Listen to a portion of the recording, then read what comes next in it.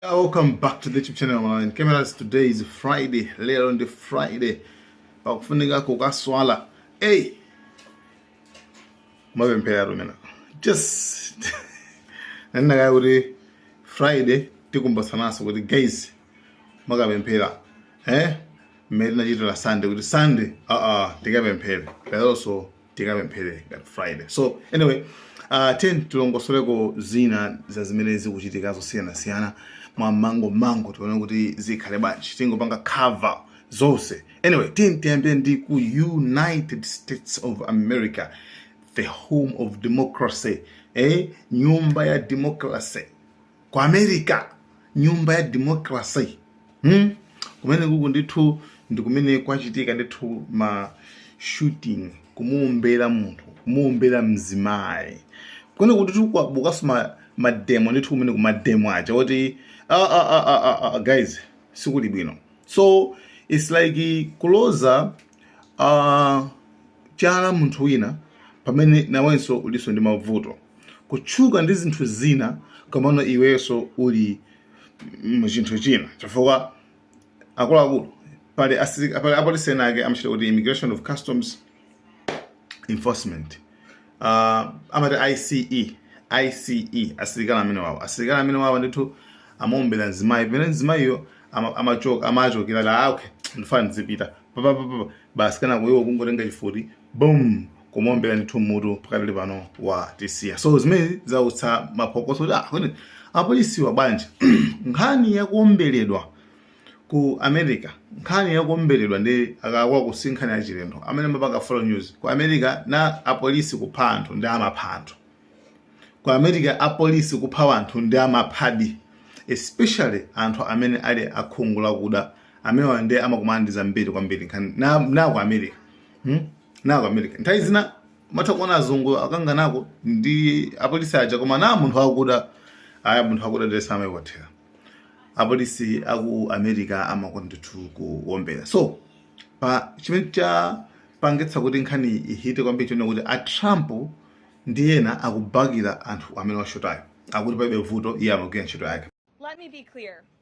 President Trump and his entire administration stand fully behind the heroic men and women of ICE and will always uphold law and order in the United States of America. The deadly incident that took place in Minnesota yesterday occurred as a result of a larger, sinister, left-wing movement that has spread across our country, where our brave men and women of federal law enforcement are under organized attack. The precedent here is very simple. You have a federal law enforcement official engaging in federal law enforcement action. That's a federal issue. That guy is protected by absolute immunity. He was doing his job. The idea that Tim Walz and a bunch of radicals in Minneapolis are going to go after and make this guy's life miserable because he was doing the job that he was asked to do is preposterous. The unprecedented thing is the idea that a local official can actually prosecute a federal official with absolute immunity. I've never seen anything like that. It would get tossed out by a judge. Pamene anthu video ichitokuoneka zoti video iye sukuti like munthu amalimbana ndi apolisi. Right? So uri munthu amalimbana ndi apolisi. Pamene Trump akuti amalimbana ndi apolisi basa amene kugwira ntchito yawo ndi amuombera. Pamene kuti muone video actually is totally different.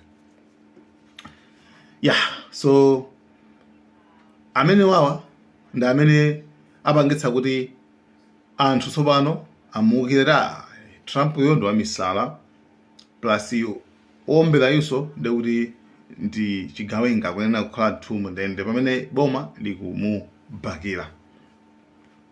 Therefore ndifanira kuti kutchuka kuti ndino wa democracy kwenda kuti tipite kuyani kumwe kuti kati tikapange rescue tikapromotse anthu amene akupanga mademo kumene koko. Pamene inu mu America muzizi ndi zimachitika nthawi zonse. Zimene zizi zimachitika nthawi zonse. Kutchuka ndi zinthu zina pamene wewe uli nthu china. Kutchuka ndi democracy pamene ndi democracy mulibe. Anyway guys, pale mwana kubusa nkhani kuza ndi Schwarzenegger amatchuka kwambiri. Swazi. Ali munthu ouma amachita Swazi. Munthu ouma amachita kuti Swazi. Schwarzenegger. Chabwino, Swazi ndofuna mupanga check nkhani muvide muifufuze nkhani mene Schwarzenegger Schwarzenegger ndi anakuwa na follow, right? Anakwatula Maria mkazi wina wake amene amachokera ku banja la president kwa president amati Kennedy, Frank Kennedy. So anakhala ndithu mubanjamo kumpatani nzima wina wakeso amachitota tika Mildred something like that. Mildred, yes, nzima amene anali maid ogwira ntchito wa swazi ngati nyumba mwa ogwira maid basi.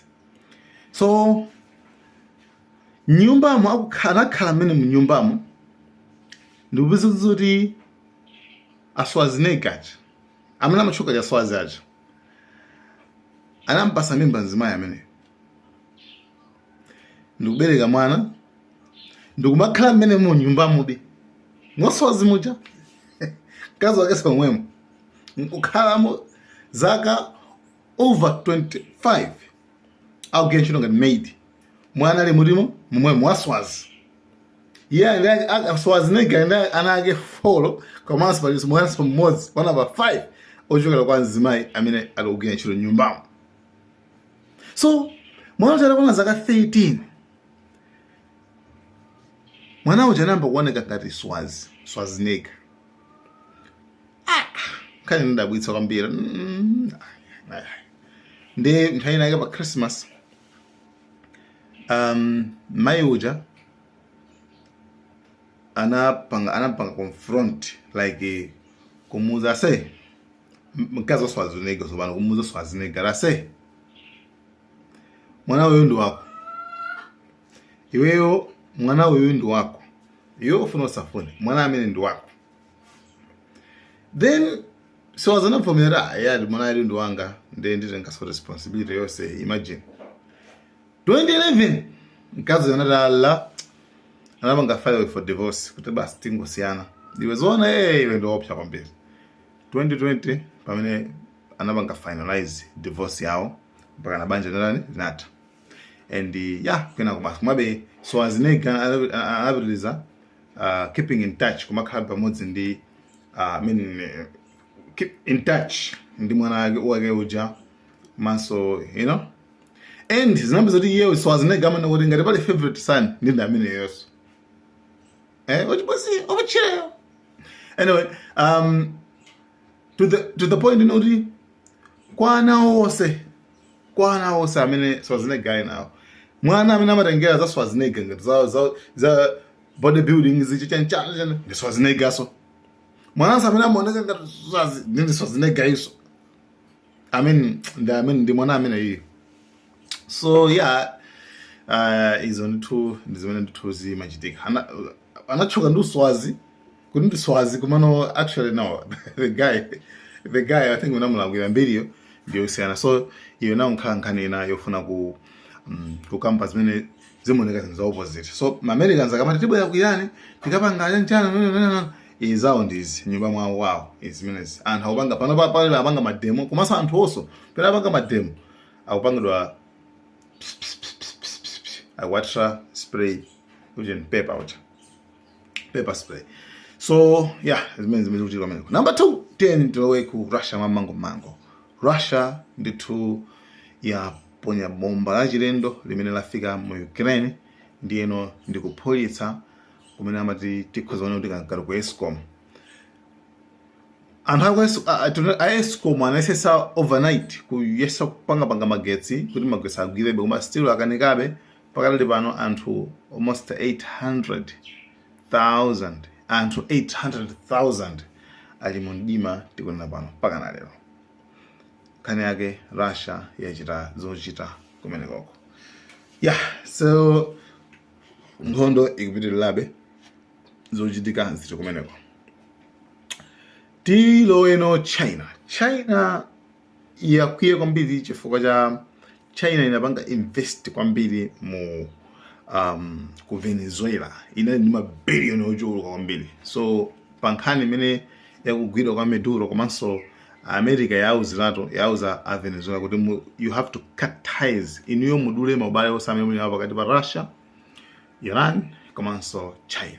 Auza kuti ati mudule ubalo meneo. So China zikuoneka zoti anapanga invest ndrama zambiri kumene koko ma project ena sanathe so even nkhani kuza ndi ma railways komanso za infrastructures misewu and ma project ena sezinachitike koma ndrama zili kutiko kumene koko so akamadloba mobile apapa ndoti singagwire imene remember mmene zimakhalikirira ma project zakanzaka amene mayiko amakhala nawo so China is very furious ndiyo kwiya kwambiri pa zimene tu America ichita ndipo yankhulaso kuti no, this is bully ukundi kubulana ukundi iyi ndi bully iyi ndi tizi imene kupasa mtupangana apa so anyway imene tichokeko tiyeni tipite no ku